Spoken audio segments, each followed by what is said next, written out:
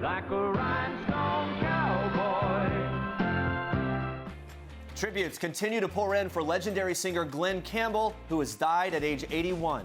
What is at stake in Chris Pratt and Anna Faris's divorce? I got an MMA-style knee to the face yesterday morning at 5:36 a.m. Yeah.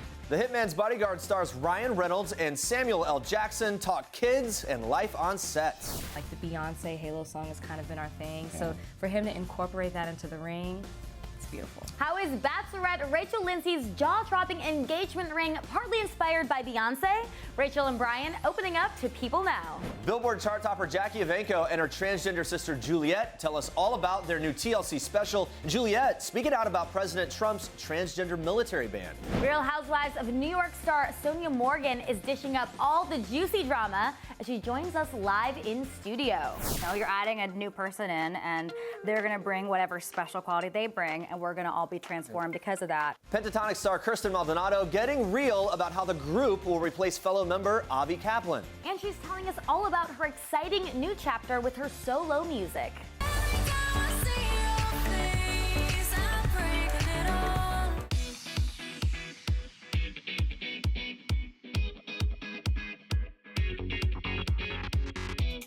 It's hump day, everyone. Happy Wednesday. People.com and Facebook Live. Welcome to People Now. A packed show for you today, including superstar Halle Berry opening up about single life. So in honor of the Oscar-winning actress, we want to know what's your best tip for enjoying single life. Get creative and let us know and make us laugh in the comments below. We'll get to those soon. But first, here's what you need to know and what's trending today. Watch this.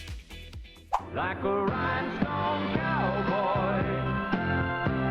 Tributes continue to pour in for the legendary Rhinestone Cowboy singer Glen Campbell, who died at the age of 81 in Nashville. Glen fought a long battle with Alzheimer's disease dating back to when he was first diagnosed in June 2011, but suffered short-term memory loss for years. Glen's family posted a statement on his website saying, "It is with the heaviest of hearts that we announce the passing of our beloved husband, father, grandfather, and legendary singer and guitarist Glen Travis Campbell at the age of 81, following his long and courageous battle with Alzheimer's disease." In lieu of flowers, donations can be made to the Glen Campbell Memorial Fund at Bright Focus Foundation through the careliving.org donation page. The world is mourning the loss of the country singer as fans gathered at Glen Campbell's Hollywood Walk of Fame star, placing a floral wreath at the location after news broke of his death. The outpouring of love did not stop there. Stars of the music industry shared their sympathies on Twitter as well. Tim McGraw saying, "Songs, songs, songs, man in a world of good stuff, his was great. In a world of great stuff, his was special." Miley Cyrus tweeting, "Miss you already, Glen Campbell." Blake Shelton saying, "Extremely sad to hear that Glen Campbell has passed away. My prayers and thoughts go out to him and his family." And Dolly Parton even posted a video message about how talented Glen Campbell truly was. Watch this. He was so gifted. Glen is one of the greatest voices that ever was in the business, and he was one of the greatest musicians. He was a wonderful session musician as well. A lot of people don't realize that, but he could play anything, and he could play it really well. So he was just extremely talented.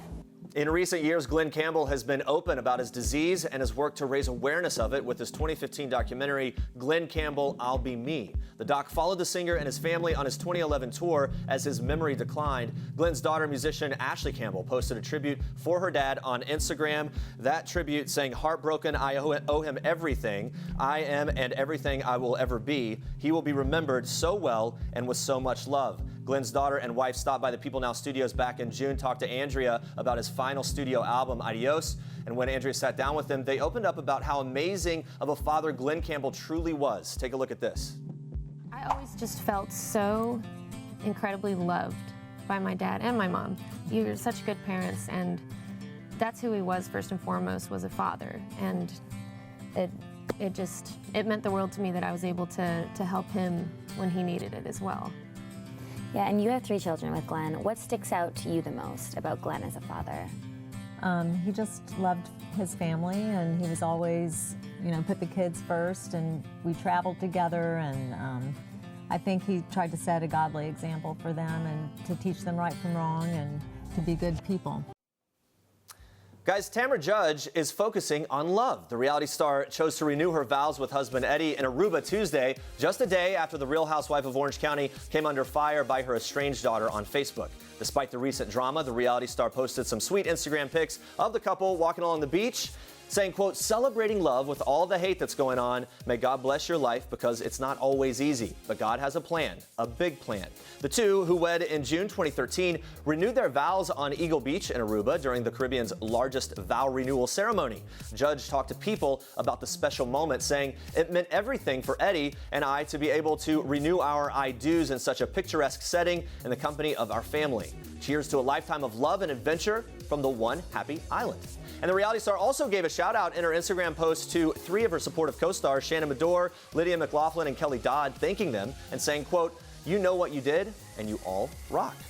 Well, guys, this week's People is taking you inside Anna Faris and Chris Pratt's surprising split. The couple, who announced their separation on social media this past weekend, appeared to be one of Hollywood's most treasured success stories, but sources say the duo's seemingly happy relationship could not survive a growing presence in the spotlight. One insider revealing, I think most were genuinely surprised by the news, but Hollywood relationships rarely last, and even a couple as relatable and unaffected as Anna and Chris can still find it difficult to make it work while under the limelight. Faris and Pratt met in 2007 after starring together in the big screen comedy Take Me Home Tonight. At the time, both were coming into their own as actors in Hollywood, but it wasn't until Pratt scored the leading roles in Guardians of the Galaxy and Jurassic World that things really began to take a turn. Lengthy shoot schedules kept the couple apart for long periods of time. A source revealing to People, Chris is in high demand and jetting all over the world working with beautiful women, while Anna is mostly in LA for her work. That hurt their relationship. As Pratt continued to film his blockbuster hits, Faris focused on her successful Unqualified podcast, but recently revealed signs of loneliness. Explaining on the July 31st episode, there's definitely a loneliness to being a performer. I feel like I have to laugh. Although friends say the pair still share a deep love for one another, constant and conflicting schedules ultimately led to the couple's demise. One insider revealing it has become too difficult with each leading totally different lives. They just grew apart. Stay with us because we're breaking down what is at stake for the couple post-divorce later on in the show. But now we take a look at this.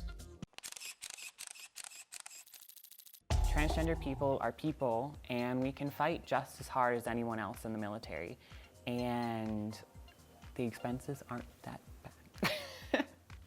Yeah, and Jackie, I mean, you performed at Trump's inauguration. How did you react when you heard the news? It was another one of those moments where I was like, oh, that's a disappointment, you know? No one really expected it. So, I mean, I didn't expect it, definitely, and just gives me more reason to keep fighting. Yeah, and going back to you, Juliet, if you could have the opportunity to talk to Donald Trump, what's one question that you would ask him? Where does he stand on transgender people, honestly? I mean, because before, when he was campaigning and everything, he was pro-LGBTQ, and he was like, I'm gonna protect them, and now he's like pulling everything away from us, and we have to fight even harder. That's chart-topping songstress and America's Got Talent alum Jackie Evancho and sister Juliet, who's transgender, speaking out about President Trump's recent transgender military ban. Jackie came under fire back in January when she sang the national anthem for Trump's presidential inauguration, some accusing her of betraying her sister. Now the two are letting cameras into their lives in order to show their truth and where they really stand on their TLC special, Growing Up Evancho. It airs tonight at 10/9 Central. Andrea, you talked to them. It really kind of interesting to hear the two of them, how they're moving forward with it. Oh, yes, definitely. And this special is really great as well. All right, let's check in with Facebook Live in honor of Halle Berry, who's been embracing alone time. We want to know your best tip for enjoying single life. Laura says, best tips for single life. Keep your freezer full of good quality ice cream, your calendar full of fun, and your life full of friends and family. That's great. That is good, and I love this one. Charlie says, if you're single, don't stay out until 4 a.m. Nothing good happens after 2 a.m. I think that's a good rule if you're single or not single, especially if you're not single. Yes, no, definitely. John says, make sure you go out a lot with your friends and enjoy being able to just do you. John, you just do you. Do you. Keep the Facebook comments coming in. Love hearing from you. Check in. We'll check in with you again soon. But Andrea, more for us in Star Treks. That is correct, Jeremy. We are kicking off Star Treks today with a Bachelorette ring that will give you major envy. Watch this. Okay, this is a 3-carat Neil Lane ring. I dropped pretty big hints as to what I wanted. He asked, so I did.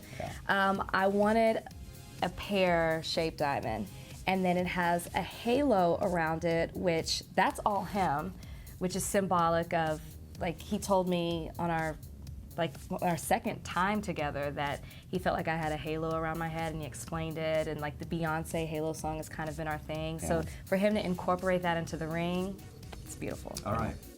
We can see your halo, Rachel. Love hearing how Beyoncé helped inspire the engagement ring Brian Abasolo gave fiancée Rachel Lindsay on the Bachelorette finale. The delicate and elegant Neil Lane 3-carat platinum ring features a large central stone set within a halo of smaller diamonds and further accented with 80 round diamonds. Yes, you heard that right, 80. So gorgeous. And that's not all we have from the Bachelorette Rachel and her fiancé Brian. Coming up, they're revealing if their wedding will be televised and so much more. But first, watch this. Halle Berry is kind of taking a little break. I've been divorced for 1 year, but separated for 2. So I've been 2 years kind of on my own, and I've been enjoying that. I'm just with my kids, and I'm really taking time to think and reflect and try to figure out how to make different choices and just have a minute to be with myself.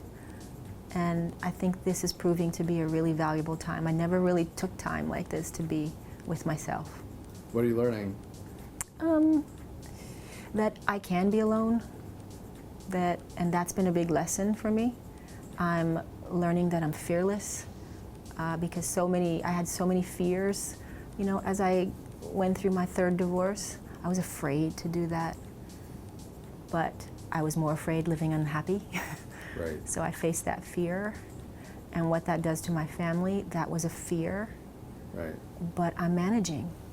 That's Halle Berry getting very candid, opening up about single life with People's editor-in-chief, Jessica Hadid. In the interview, Berry, who's starring in the upcoming thriller Kidnapped, also talked about being an overachiever as a child, but revealed that she briefly ended up in a New York City women's shelter when trying to launch her acting career. Berry tells People that when she called her mom asking for help and for money, she said no, but that it was the best thing that's ever happened to her, saying, quote, "Giving up was never an option. It took me right back to my high school years. You say I can't? Watch me. I'm going to figure this out." I think it's safe to say the Oscar-winning actress did figure it out. Watch the entire Halle Berry Jessica Hadid interview streaming now on the People Entertainment Weekly Network.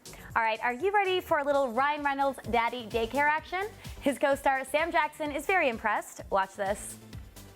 You know, he handles, daddy duties while he's working. I like having my kids at work. I don't know. I also don't, you want to walk that line because you don't want your kids to, because a lot of other crew members would love to have their kids at work too. So you don't want to, you kind of want to have them around, but you don't want to feel like you're imposing them on set either. So I used to like having Zoe around. And then once she was of a certain age, she was trying to be around because that was where, she could stash candy in her backpack. She'd just go to craft service. Yes. She was craft service like Blow Pop City. Yes. Bubble gum. It's kind of like, where all these Blow Pops come from? Yeah, my daughter's like a dime store thug on set. She'll like open her jacket and there's like 100 Tootsie Rolls like inside. Sounds like Ryan's daughter has a very intense chocolate addiction. The Deadpool star and Samuel L. Jackson are starring together in the new action comedy The Hitman's Bodyguard, hitting theaters August 18th. And the action duo opens up in this week's People about their off-screen lives as dads of daughters. So take a look at what Ryan had to say about his life with little ladies. Watch. They fortunately have both of our genes. They have my wife's ability to just stay up until all hours. Oh, okay. Yet they also have my genes, which is to wake up no matter what happens at 5 a.m. Oh my gosh. Oh no, I got an MMA style knee to the face yesterday morning at 5:36 a.m. Yeah. Yeah. So no, I got 2.5 and 10 months.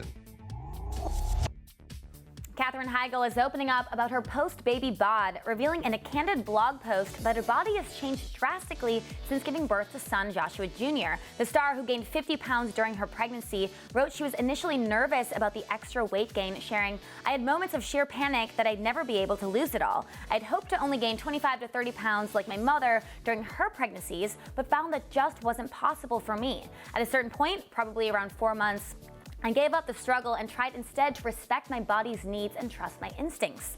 Although the star admits to miraculously losing 30 of the 50 pounds just 10 days after her son's birth, the remaining weight wasn't as easy to drop, saying it took some time to love her post-baby body and respect her new imperfections. Now eating healthy and exercising at least 3 days a week, Heigl maintains her focus through positive energy and repeating daily mantras, sharing in her blog post, "I say my gratefuls, thanking my body for its perfect health, strength, limberness, vibrancy, youthfulness, and beauty. By saying them out loud with love and gratitude, I found that I not only start to believe them, but my body exhibits what I say and believe. Despite the long and sometimes difficult journey of postpartum weight loss, Heigl now looks at her body with a whole new perspective, saying, quote, "It was the most natural and healthy thing in the world to put on weight during my pregnancy, and allowing my body to shed it slowly, gracefully, and healthily feels good."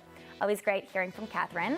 Now moving on to some birthday celebrations. We are very excited to wish the Today Show's Hoda Kotb a very happy birthday. In honor of her big day, here are her cutest moments with daughter Haley Joy.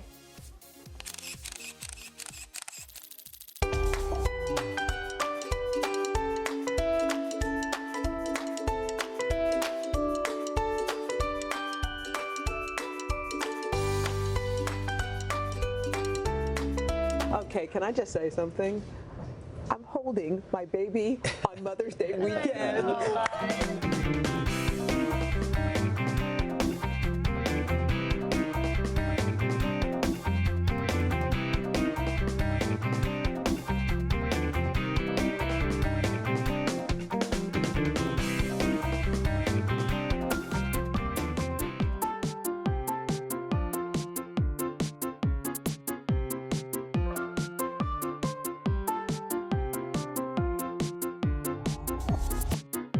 Just so adorable. And those are your Star Tracks for today.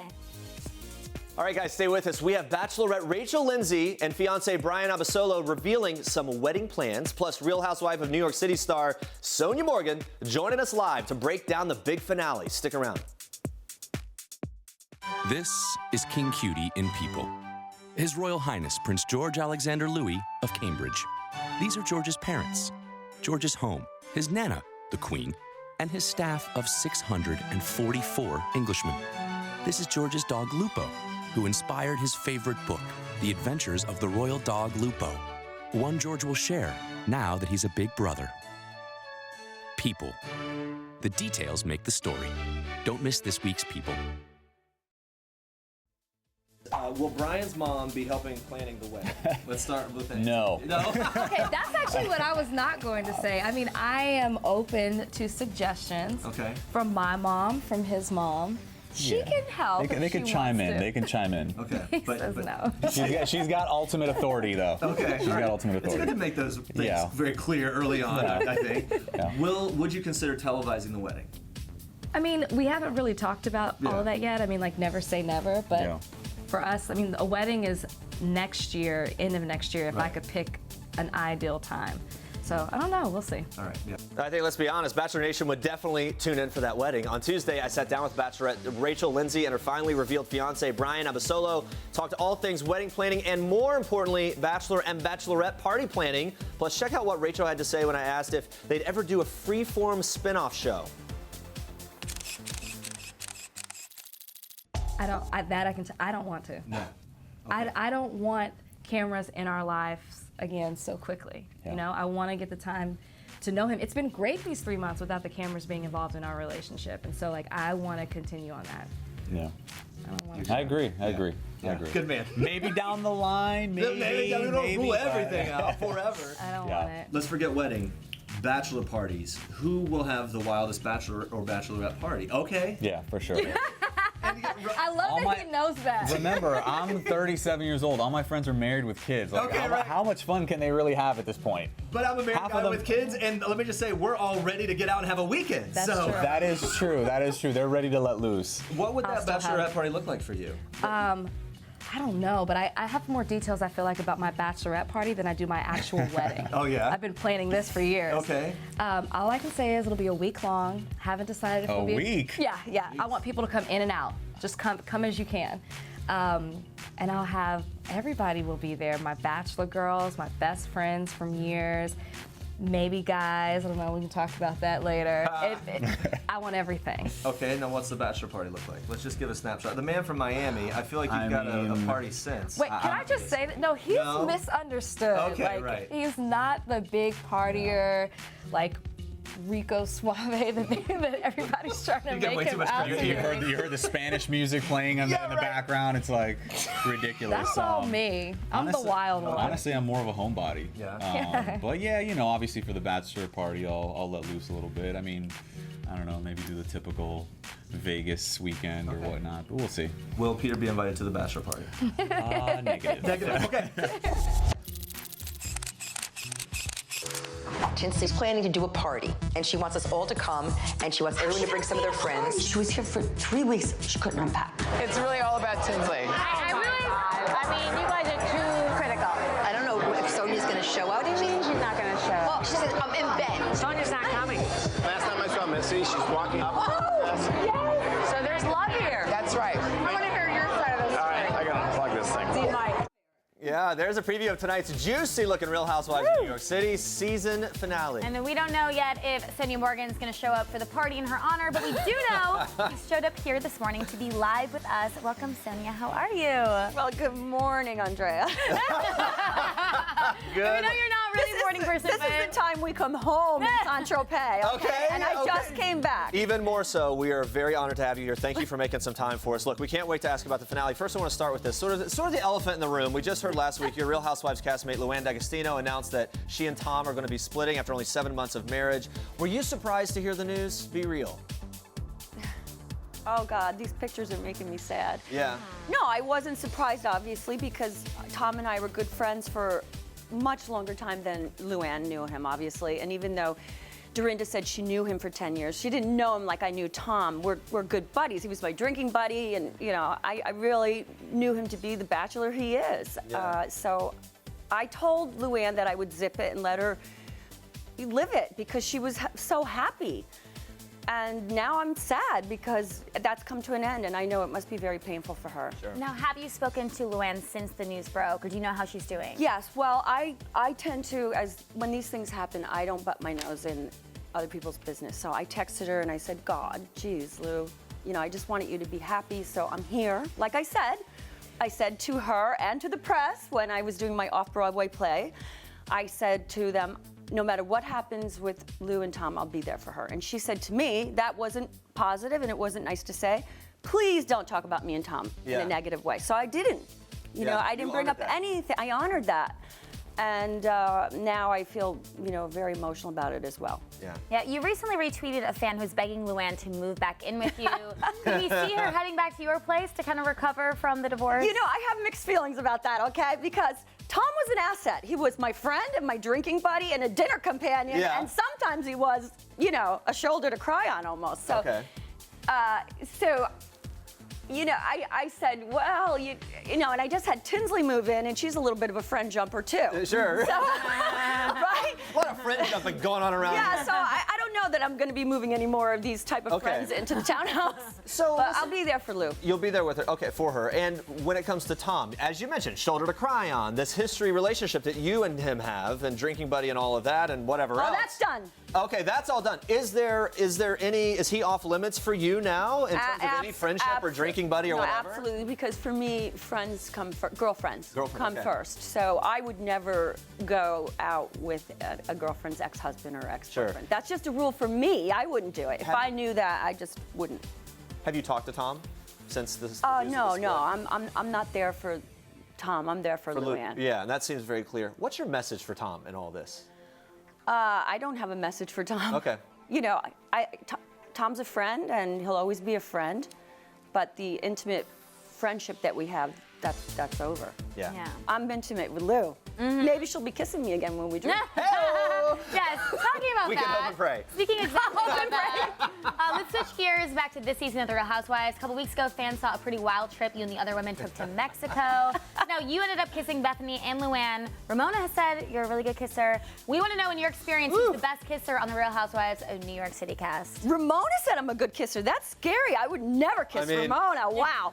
But, you know, having said that, kissing Bethany, when I see that, I must have had a lot of tequila, because that's like putting your head into the lion's mouth there, right? I do love me some Bethany. I mean, I really, really love that girl. She's amazing. She gives it to me straight.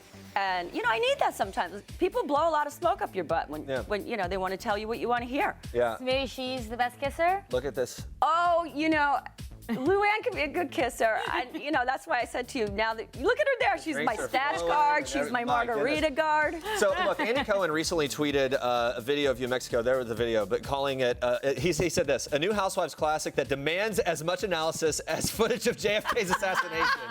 Do you regret any of your decisions while in Mexico and the things that happened? There it is. That's a Sonja Morgan New York swimsuit. I want to plug my Oh, looks really good. And It's a great swimsuit. Apparently the swimsuit means you're going to have a good time. Well, you know, at Isn't first it? I thought she was taking the margarita away because my breast must be coming out, but then I start taking down the other strap. So it was like Right. Like left brain, right brain. I was like, right. okay. When's the last time you had a drink? Well, I started drinking in tequila, and then when I got to Saint-Tropez, I was like, well, why quit now? You already laid the groundwork. But I probably quit again. It was Yeah. great. The 10 months that I didn't drink was great, and then as I had announced on Watch What Happens Live, I started to have a little wine on dates. Okay. And you'll have to see the accusations that come up on the reunion about my drinking. And so now you've worked it back into regular life, or? Yeah, I'm having a drink here and there, but I do want to quit again. Okay. I like it. You know, I like partying, but I like to not be drinking too. What's better about life without alcohol for you? Well, I do different things. When I'm not drinking, I'm working out a lot. I'm, you know, losing weight around the middle. But it can be a little bit boring, but it's okay because I love to garden. So I do a lot of gardening. Yeah. But when I'm drinking, I go out more. I socialize a lot and do business. A lot of business connections. Oh, okay. Yeah, makes sense. Well, with fashion and jewelry and all this, I Definitely. get Okay, out. fast forwarding to tonight. So across all the Real Housewives franchises, lots of epic finales. How will season 9 finale stack up against all the other finales? Well, I have to tell you, last season was so dark for me with, you know, the fights with Dorinda and Ramona, and then, of course, the wedge between me and Bethany was painful. This year is just so funny and silly and emotional, and we all bond so much, which makes me happy. That's what real girlfriends do. Yeah. But you're gonna see tonight, you'll see in Luann's face that she's not so defensive anymore about Tom. And there's sadness there. And that, you know, the wheels are moving and it's starting to click for her. And then at the reunion, there's some conversations that go on that really had me worried. About Luann and Tom. From Luann about You can Tom. see it. And then, you know, her eyes are kind of watering up, and you'll see. And I'm going to be watching very closely too because I was next to her on the couch. Wow. So I was like this. Also tonight, we're going to see Tinsley Mortimer throwing you, of course, a big party, thanking you for letting her live with you, as we've talked about here. But you two, look, you've had your ups and downs this season, everything going on. What's your relationship with Tinsley right now? You know, it didn't turn out the way I thought. You know, she constantly thanked me for living with me, but it wasn't like any other experience I had. You know, I have a nice ripe old age on me and a lot of experience as a homeowner. Okay. And Tinsley doesn't have any experience as a homeowner or as a hostess. And I just didn't have that before. You know, we didn't have that connection that I had with other people that I had helped out. Do you regret letting her live with you? I don't regret it because I always want to help people. And I always have an open heart to that. What I do regret is that I was heavy-handed with her. She had told me she had a plan to rectify her reputation and to get, you know, to get back to her brand and rebuilding herself and her brand ID. Sure. And so I was giving her the tough love because she seemed to be going backwards again. You know, going out and partying so you're and trying to guys help and just being being a little tough about it, codependent, whatever, basically, yeah. not being independent. Okay. Is what she had told me she wanted. So that I regret. I should have just stepped back because what I did was make her more insecure. Yeah. And then she didn't want to have anything to do with me, and she was hiding from me. There you go. Yeah. Your heart was in the right place. It just didn't work out. That's terrible when your friend's hiding from you. I'm like mommy meanest instead of being mommy mostest. You know? Well, Sonia, looking ahead, will you be back for season 10 of Real Housewives of New York City? Oh, you know, every year people say, "Will you come back? Will you come back?" We love it's you. like you know. I think we need The it. I knife think we need cuts it. on both sides, doesn't it? It does. I enjoy being with my girlfriends, and you know the relationships just get. How can I leave them? I mean, I'm so close with Ramona and Luann. I'm so happy to be back with Bethany, where we were just being silly, fun friends. You know, F the business, and you know, business matters, Right. and I'm just so happy where I am with the girls.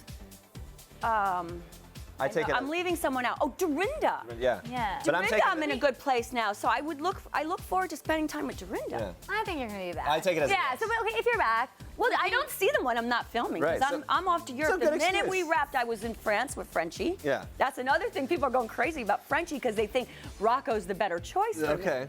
What do you think? Well, look, if you're going to France with Frenchie, thumbs up. No, Rocco was there too. Okay, well, I don't know. But I guess, and she's parents, but Rocco wants me to meet his family. Okay. Okay, you want to know though, would you want to see any additions or subtractions from the cast if you come back? I have to tell you, I like the cast the way it is now. Even though what happened with me, the way things went down with me and Tinsley, I still love having her in my life and on the show. Can I go into a totally different area before we let you go? We have to ask what's this. left? Whether it's, whether face injections, vaginal rejuvenation. You're very open about your procedures and things that happen. As we move forward between seasons, whatever, is there anything else planned? Anything else that's coming up? For me, to my body? Yes. Well, I really, I haven't had this, what do you call that? I haven't had my, what do you call this, non-surgical nose job thing. I could do a little bit of that. So you're going to do that? Is that something? Yeah, I need to go see Dr., Well, I think it looks Kassir. great, by the way, as it is. But whatever you I want to don't do, know, you the tip could be do it. dropping a bit. And I would like to try to do something about, my stomach. Okay. I had a lot to eat in Saint-Tropez. Okay.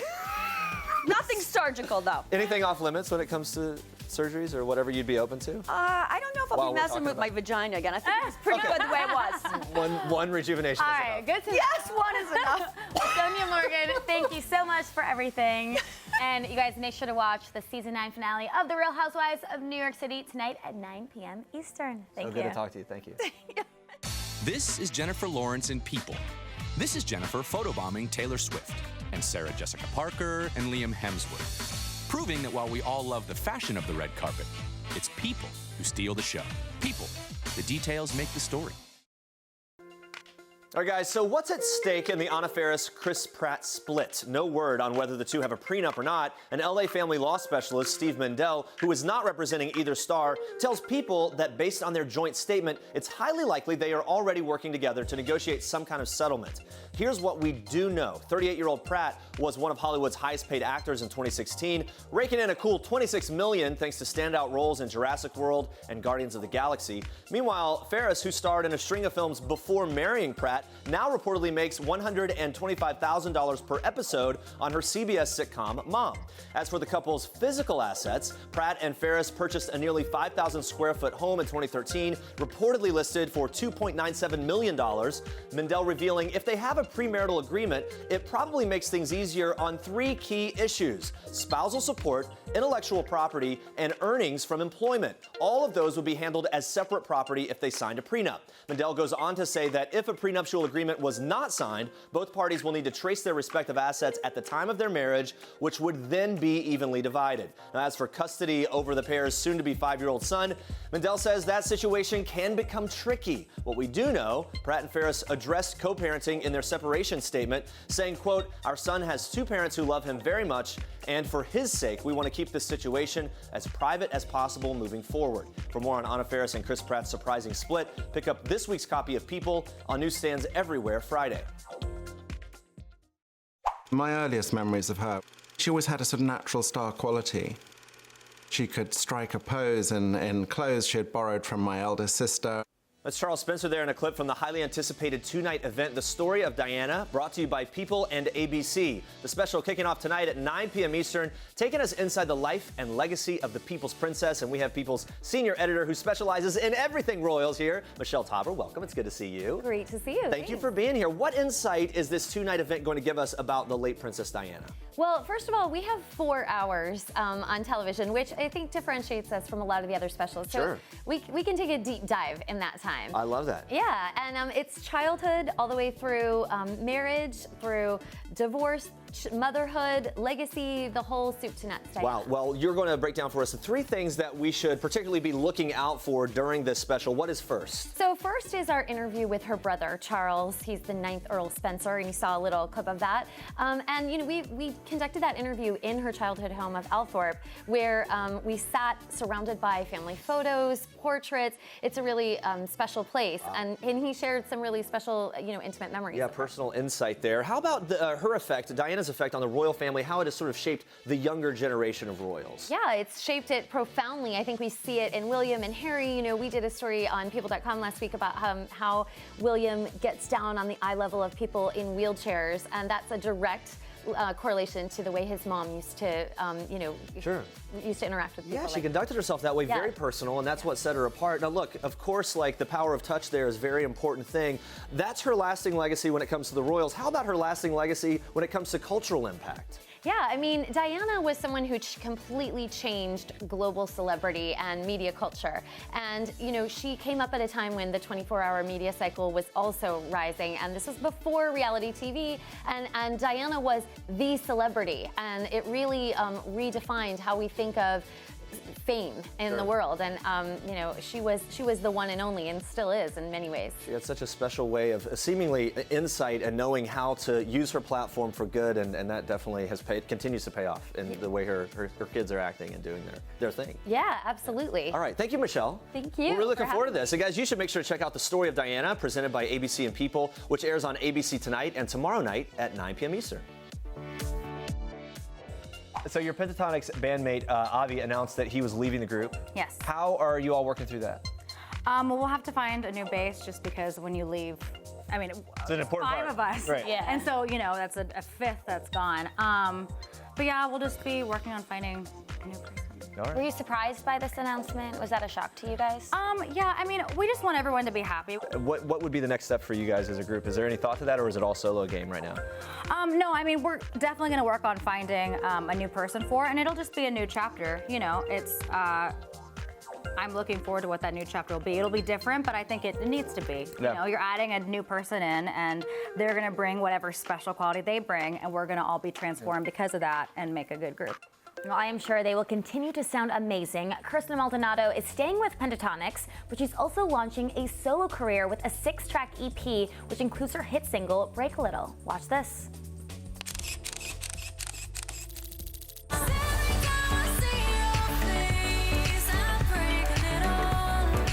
I'd always been really shy beforehand. I was too nervous, I guess. And then I finally I felt at a good place, and I was I've never thought to question this and kind of take advantage of the opportunities that I have. I was kind of the last little baby bird to fly from the nest, because all the other guys, have had music or been putting up covers all this time, and I kind of been chilling and relaxing and not really doing it yet. But I'm glad I waited because I feel really good about what I'm putting out now.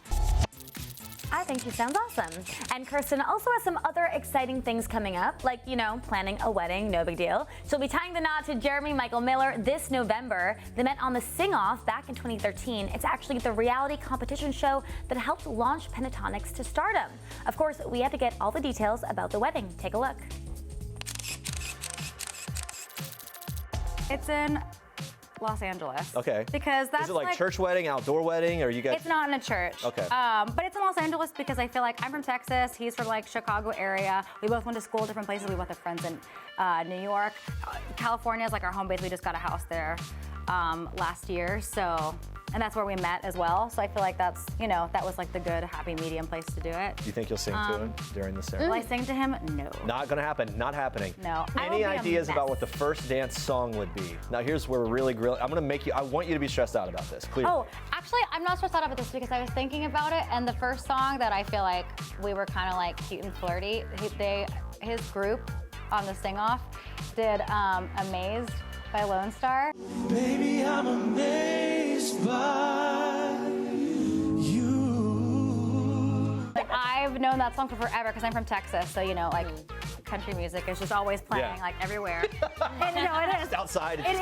It's just familiar, But I just think that song is so sweet, and when I hear it, it just invokes such nostalgic emotions of being home and of him too. So I feel that would be a sweet.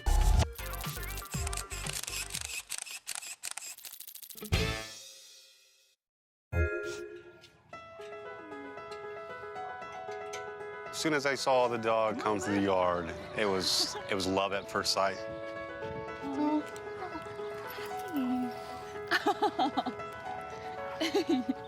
I tried to hold back the tears when the dog came in, but those were tears that I needed to let go a long time ago. I think he already knows who his buddy is.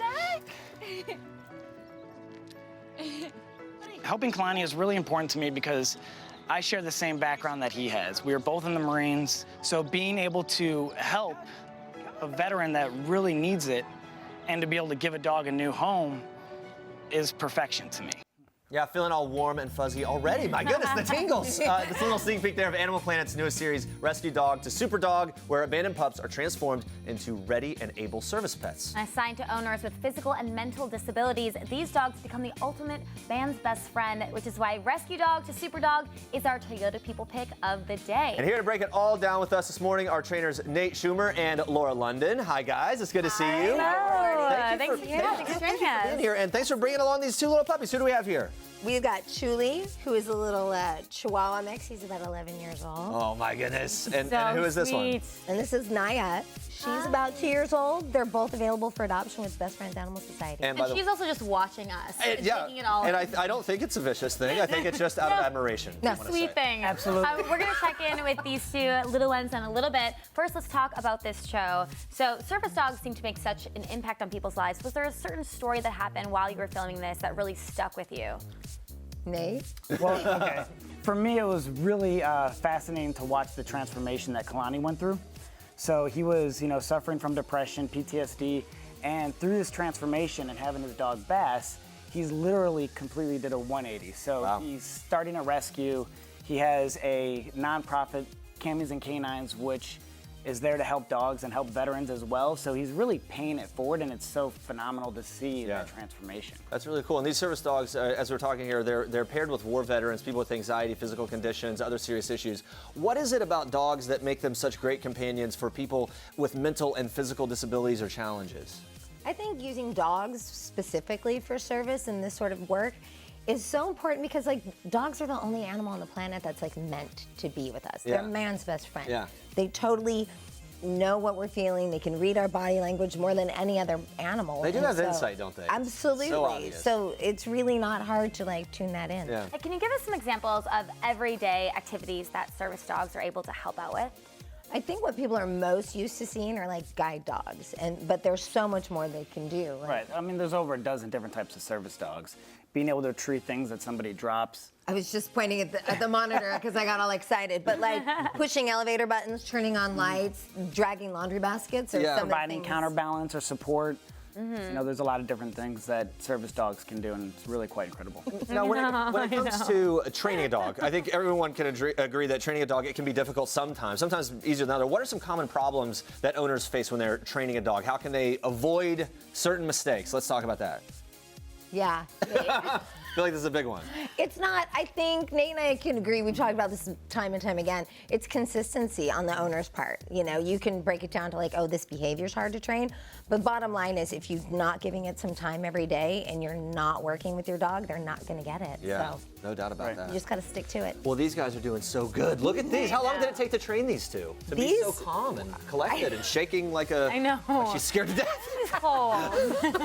She's cold. She's got this big vest on. No, Naya's great. She just had to warm up, come out of her little carrier, and she's been really good this morning. This guy's, he's a little shy, but he'd still make a really good lap dog. Sometimes you don't want a dog to hike. You just want a dog to binge watch Netflix. You ever see in someone's eyes when they're disappointed you don't have a treat? That is what's happening. Guys, thank you so much, Nate and Laura. It's so good to talk to you. Thank you, guys. And everyone, make sure to tune into Animal Planet's Rescue Dog to Super Dog this Saturday, August 12th, 10 p.m. Eastern. And we're just going to keep these dogs. I know. And if you're interested in any of the adorable pups that we have here today, make sure to visit bestfriends.org. Yeah. Guys, coming up tomorrow, we are talking to America's Got Talent's 9-year-old singing sensation, Angelica Hale, who scored the golden buzzer. It's very exciting for her. We loved watching it. World of Dance winners Les Twins are opening up about their big moments. Yes, we're very, very excited for that. Thanks for watching. And for now, we leave you with one last thing from Sarah Evans. Check it out. Bye, guys.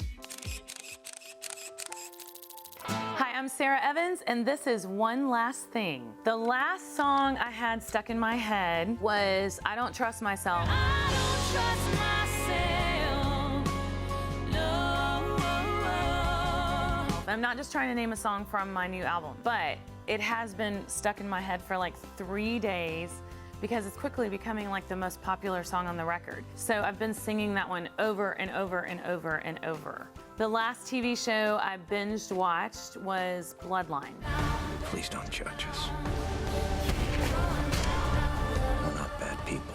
I would have to say my last girls' night was the last run of shows that I did because my tour bus is full of girls. My 2 daughters, my hair and makeup stylist, which is also my sister-in-law, and then her daughter. So it's like a total girls bus, and also my sister, Leslie. And so we have like a girls' night every night on the road.